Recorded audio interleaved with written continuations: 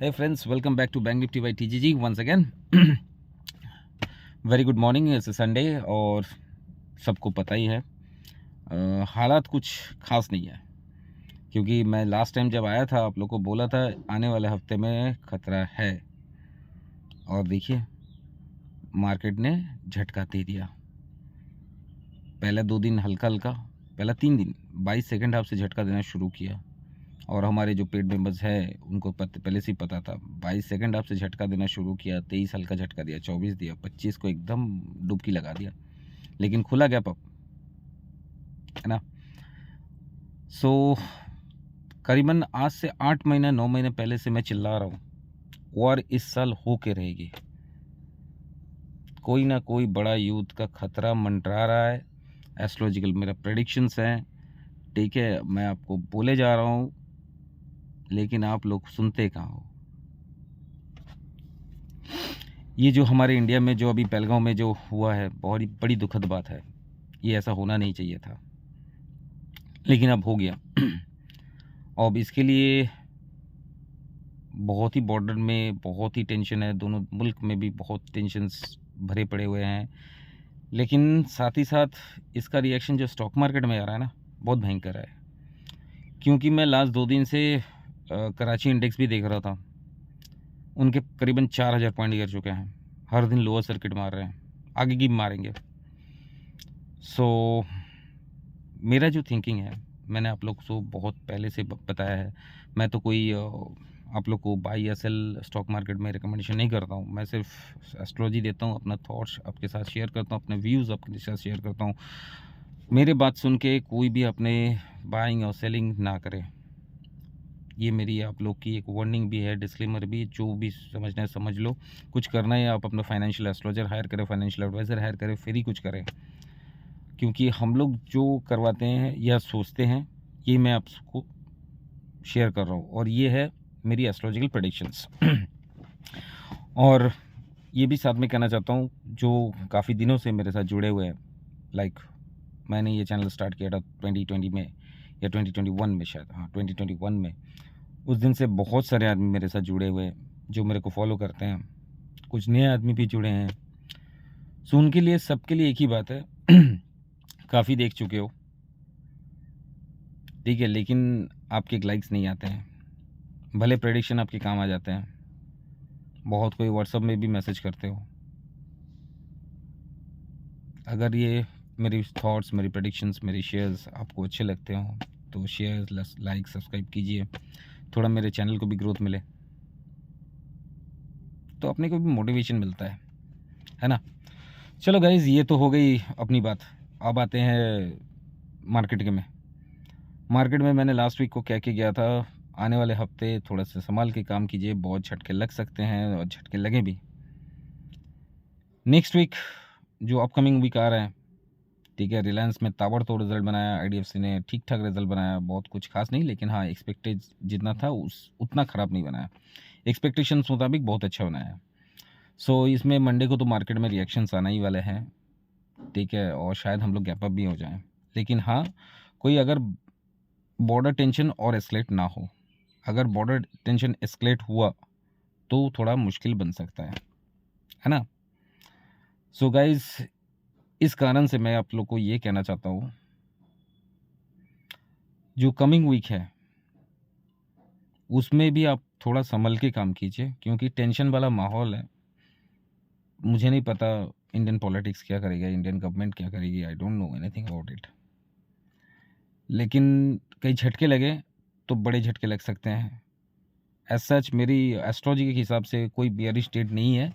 थोड़ा 1 तारीख जिस दिन हम लोग बंद है, 1 मई, ठीक है, थोड़ा खतरे वाला दिन है, थोड़ा सा, उतना बड़ा खतरे वाला दिन है नहीं, लेकिन 1 मई तो हम लोग बंद है। अब 2 तारीख को रिएक्शन आना है, और साथ ही साथ मुझे जहाँ तक लगता है नेक्स्ट वीक जो हो रहा है 3, 4, 5 के बाद से, ठीक है, 5 भी नहीं, सोच लो 9 के बाद से, 9 के बाद से मार्केट में खतरा मंडर आएगा, और 22-23 तक चलेगा, पहले से बता दे रहा हूँ। अब कब क्या होगा नहीं होगा मुझे नहीं पता भाई।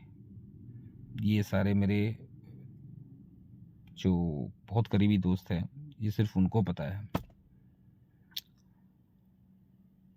क्योंकि बहुत कोई मेरा पर्सनल प्रेडिक्शंस लेके रखे हैं और उनको काफ़ी दिन पहले से मैंने बता दिया अपना बेयरिश स्टेट क्या है, अपने मार्केट में कौन सा कब क्या करना है। तो उस हिसाब से मैं एक ही बात कहना चाहता हूँ, जो लोग अभी तक हम लोग से जुड़े नहीं हो उन लोग थोड़ा संभल के काम करो, जो लोग जुड़े हो उनको पता है आगे क्या होना है।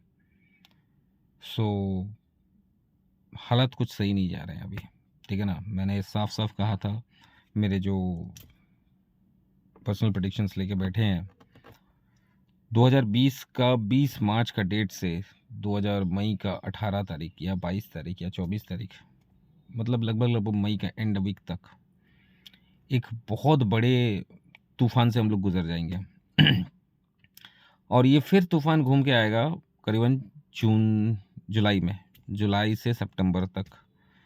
और सितंबर के बाद से जो टाइम चलेगा ये करीबन 4 साल चलेगा, 2029 तक guys, mark my words. Covid से पहले भी मैंने बहुत बार आप लोग को वार्निंग दिए थे, भयंकर बीमारी आ सकता है, तो कोई सुना नहीं, लेकिन कोविड में देखा क्या हो गया। अब फिर एक 4 साल का टाइम पीरियड आ रहा है जो पूरा दुनिया के लिए काफ़ी ख़तरनाक साबित हो सकता है। मैं बहुत सारे मेरे पहले वीडियो में बताया हूँ, श्रापित योग बना हुआ है, ठीक है। सो उस हिसाब से मैं ऊपर वाले से दुआ करूँगा कभी ऐसा ना हो, क्योंकि ये वॉर ना कोई चाहता नहीं है, हम लोग बिजनेसमैन हैं, वॉर से हम लोग को नुकसान ही है। लेकिन एस्ट्रोलॉजिकली और जो दिख रहा है मैं वही आपके साथ शेयर करता हूँ। अगर वॉर हो गया तो काफ़ी हैम्पर होता है यार, और 4 साल झेलना तो बहुत ही मुश्किल वाला बात हो सकता है। आपको क्या लगता है कमेंट में ज़रूर बताइए। सो गाइज, दिल से बोल रहा हूँ, ऊपर वाले से दुआ कर रहा हूँ, वॉर की जितने दूर रहे हम लोग से वॉर उतना अच्छा है, लेकिन होने को कौन टाल सकता है ना। हम लोग तो कोई भगवान है नहीं। सो मार्केट में ऐसा उतार चढ़ाव रहेगा, काफ़ी वोलेटाइल होगा। अप्रैल में जो वोलेटिलिटी आप लोग देखे हो उससे काफ़ी बहुत बड़ा वोलेटिलिटी मई में आने वाला है, और ऐसे वोलेटिलिटी जून में भी रहेगा, जुलाई में भी रहेगा। सो आपको अगर वोलेटिलिटी प्ले करना आता है तो आप रहो, वरना वोलेटिलिटी प्ले नहीं करना आता है तो आप मार्केट से दूर रहो। जिसको ट्रेडिंग आता है वही मार्केट में रहे, जिसको ट्रेडिंग नहीं आता है वो, मैं पर्सनल एडवाइस कर रहा हूँ, वो मार्केट से दूर रहे, क्योंकि आप अपना पोजीशन संभाल नहीं पाओगे, आपका पैसा डूबेगा, खास करके एफएनओ वाले। सो जो भी आप लोग फ्यूचर ऑप्शंस में ट्रेड करते हो, मैं आप लोग को बहुत पहले भी बताया हूँ, काफ़ी सारे ट्रेडर तो अक्टूबर से फरवरी तक ख़त्म हो चुके हैं, उड़ चुके हैं। अभी जो टाइम आया है अप्रैल से जुलाई तक या अगस्त तक मान लो, इसमें भी बहुत सारे कोई उड़ेंगे जिनको प्ले करना आता है, मैं बार बार बोल रहा हूँ, वही रहे, जिनको नहीं आता है वो नहीं रहे। अब मैंने 8-10 एस्ट्रोलॉजिकल प्रेडिक्शंस दिए थे और ये सारे हो चुके हैं, ठीक है ना। टैरिफ वॉर का दिया था, इकोनॉमिक वॉर का दिया था, बैंकिंग कोलैप्स का दिया था, साथ में निफ्टी, बैंक निफ्टी इसका भी दिया था।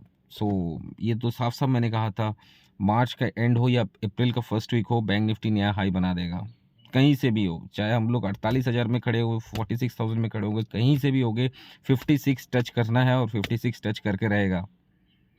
आप प्रेडिक्शन देख सकते हो, और वो कर दिए। निफ्टी इस साल हाई, नया हाई दिखाएगा, मुझे नहीं पता कब दिखाएगा, ठीक है, लेकिन इस साल ज़रूर हाई एक बार दिखाएगा, चाहे 18,000 से आए, 16,000 से आए, वॉर से हो जाए, कुछ भी हो जाए, लेकिन एक बार आएगा, ठीक है। अब स्टॉक के भाव बढ़ेंगे या नहीं मुझे नहीं पता, क्योंकि सेबी गाइडलाइंस के हिसाब से ना ही मैं आपको कोई स्टॉक रिकमेंडेशन बता सकता हूँ, ना ही मैं आपको कुछ बोल सकता हूँ। सेक्टर के बारे में ज़रूर बोल सकता हूँ, जो गोला बारूद का सेक्टर है वो काफ़ी भागेंगे। साथ ही साथ अगर ये वॉर छिड़े ना, ठीक है, तो जो छिड़ना भी है, मुझे तो लगता है, मेरा पर्सनल व्यू है, ये वॉर हो जाएगा इस बार। और बहुत पहले का, मतलब 2023-23 में मैंने साफ-साफ कहा था 2025 में हम लोग इंडिया पाकिस्तान वॉर भी देखेंगे, चाइना ताइवान का भी वॉर देखेंगे, और साथ ही साथ इज़राइल के साथ जो मिडल ईस्ट वाला पार्ट है, जो मुस्लिम्स कंट्रीज़ है, ठीक है, या इस्लामिक कंट्रीज़ है, उसके साथ कोई पंगा बड़ा होगा। तो वो भी लाइन अप भी है ऑलरेडी। ये 2023 से मेरा प्रेडिक्शंस है, आज से नहीं दिया। बहुत कोई तो आज आके बोलता है हमने लिख ही दिया था, ये दिया था, कभी-कभी प्रूफ़ नहीं दिखा पाता है। आप व्हाट्सएप में जुड़ जाओ, मैं प्रूफ़ भी दे दूँगा आपको। टेलीग्राम में जो जुड़े हो उनके साथ तो ऑलरेडी मैं काफ़ी प्रूफ़्स दे चुका हूँ, और टेलीग्राम में जो है वो लोग तो बहुत पहले से जानते हैं क्या होता है, क्या नहीं होता है। सो गाइज़, इस साल वॉर तो है, बच के रहिए। मैं ऊपर वाले से दुआ ज़रूर करूँगा, ये वॉर का चक्कर ना आए। अगर वो मान लिए तो बच जाएँगे, वरना 3 साढ़े 3 साल यहाँ से मुश्किल भरा टाइम आ रहा है बस। अब आता हूँ दूसरी चीज़ में। ये जो पहलगाँव अटैक हुआ, इसकी काफ़ी कड़ी निंदा होना चाहिए, और काफ़ी दुःख भी है। हमारे बंगाल का भी 2-3 भाई गुज़र चुके हैं इसमें। लेकिन मैं एक बात कहना चाहता हूँ, बहुत कोई कह रहा है गवर्नमेंट्स फेल्योर है, ये है, वो है। आपको नहीं लगता आप फेल्योर हो? मैं ये सवाल हर किसी से करना चाहता हूँ। आज बंगाल में मुर्शिदाबाद, मालदा हो गया, वहाँ पे जो हालात है, आसनसोल में जो हालात है, बंगाल में काफ़ी सिनेरियो ख़राब है फ़िलहाल, कश्मीर में सिनेरियो ख़राब है। इसके लिए बाहर वाले ज़िम्मेदार नहीं हैं, हम अपने ज़िम्मेदार हैं। मैं यहाँ पे कोई हिंदू मुस्लिम का बात करने नहीं आया हूँ, मैं एक ही सिर्फ बात बोलना चाहता हूँ। कोई भी हिंदू हो, कोई भी मुस्लिम हो, जो मेरे देश को चैलेंज करेगा, मैं उसके खिलाफ़ खड़ा हूँ। दूसरा आता है हमारे जो पीएम हैं, मिस्टर नरेंद्र मोदी। पिछले 12 साल से वही देश को चला रहे हैं। जो लोग उनको गोदी सरकार, गोदी मीडिया, गोदी कहते हैं ना, तुम्हारी औकात नहीं है, एक दिन क्या, मतलब 12 मिनट देश चला दो। 12 मिनट का देश चलाने का औकात नहीं है, और तुम वो आदमी को चैलेंज कर रहे हो जो 12 साल से गद्दी में बैठा हुआ है, जो ये देश को चला रहा है, जो ये देश को दुनिया में एक रैंकिंग दिया, इकोनॉमिक डेवलपमेंट दिया, आप लोग के हाथ में आईफोन दिया, सोशल मीडिया में आपकी पहचान है, तो ये इंडियन गवर्नमेंट की वजह से है, आपकी वजह से नहीं है। सो उनको पॉइंट आउट करने से पहले खुद को पॉइंट आउट करो। वो कोई भी हो, चाहे एक हिंदू हो, चाहे एक मुस्लिम हो, चाहे क्रिश्चियन हो, अगर उनके खिलाफ भी गए ना, तो I am strictly against on it. आपको क्या लगता है, सही बोल रहा हूँ या गलत बोल रहा हूँ? कमेंट में बताइए। पॉलिटिकल व्यू कुछ भी हो सकता है, अभी कोई भी पार्टी आपको पसंद हो सकती है, ये अपनी आपकी अपनी ओपिनियन है, लेकिन जब देश की बात होती है ना, तब मुझे भरोसा है जो ये देश का राजा है।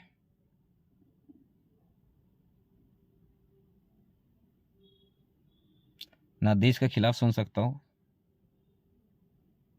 ना उनके खिलाफ सुन सकता हूँ, क्योंकि बाहर वाले मुल्क हमारे देश में हमला किए हैं, और ये बात देश का है।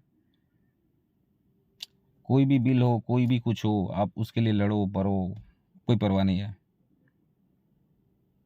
लेकिन जब देश का बात आता है ना, हम सब इंडियंस हैं, और हम लोग को साथ में खड़ा होना है। तुम लोग से अच्छा एक पाकिस्तानी है जो साफ साफ कह रहा है मोदी जी को दोस्त बनाओ। अगर एक पाकिस्तानी कहते हैं मोदी जी को दोस्त बनाओ, एक नहीं, ऐसे करोड़ों पाकिस्तानी है जो मोदी जी को दोस्त बनाना चाहते हैं, तो तुम लोग करोड़ों हिंदुस्तानी कैसे मोदी जी को दुश्मन बनाते हो, मुझे नहीं समझ में आता है। I am strictly against on it. My personal कोई पॉलिटिकल व्यू नहीं है, लेकिन करेंट सिनेरियो जो कहता है, ठीक है, उसमें मेरे को एक ही चीज़ समझ में आता है, 26/11 आज भी याद है हम लोग को, क्योंकि 26/11 में बॉम्बे में ही था, बहुत करीब से देखा था सिनेरियो, और उसके बाद भी इंडिया का हालत भी देखा था। पुलवामा अटैक हो या बालाकोट अटैक हो, गिन गिन के हम लोग बदला लिए थे, लेकिन 26/11 का बदला अभी तक कोई नहीं ले सका।